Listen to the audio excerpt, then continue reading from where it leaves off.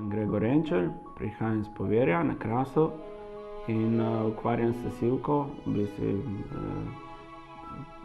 bolj s kozmetiko. Sami imamo nasade sivke in jih tudi destiliramo in potem to eterično olje vmešamo v naše proizvode, v končne proizvode. S poslom sem v bistvu začel pred 5 leti, nekako, ko se je začela ta recesija. Motivacija največja je bila v bistvu ljubezen do zemlje in ljubezen do podjetništva. Sam sem se odločal med dvemi potmi, to je ali prevzeti že utečeno podjetje ali pa začeti nekaj svojega, nekaj, kar si sam želiš.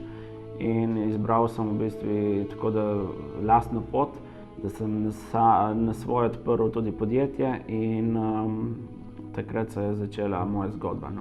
Družbi lahko ponudim z lastnimi proizvodi naravno pot, v bistvu proč od kemikalij, ne samo v bistvu našim kupcem, ampak tudi lokalnemu prebivalstvu, pri samemu razvoju Krasa, pri promociji Krasa, pri v bistvu turistični promociji samega našega kraja, Poverja. Trenutek, do katerega sem se odločil, da bom sledil tej ideji, je pa, se ga še zdaj dobro spomnim, je, ko sem v bistvu sam razvival formulo za kremo za roke, oziroma mojo tako rekoč prvo kremo.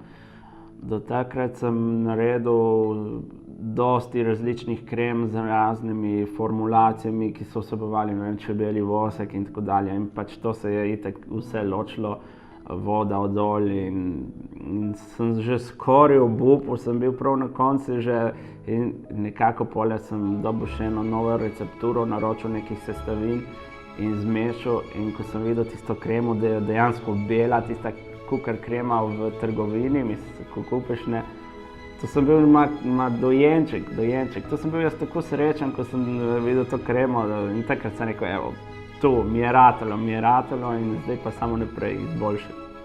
Nekomu, ki odpira novo podjetje oziroma ki želi nekako narediti nov projekt, bi svetoval predvsem to, da ne obupa, da ima nekako jasno vizijo, kaj si želi, kaj bi rad in kje bi rad bil. In glavno je, da se ne obupa, da pri prvi oviri, da se ne ustavi, ampak gre kar čez, ne enkrat, 10-krat preskoči.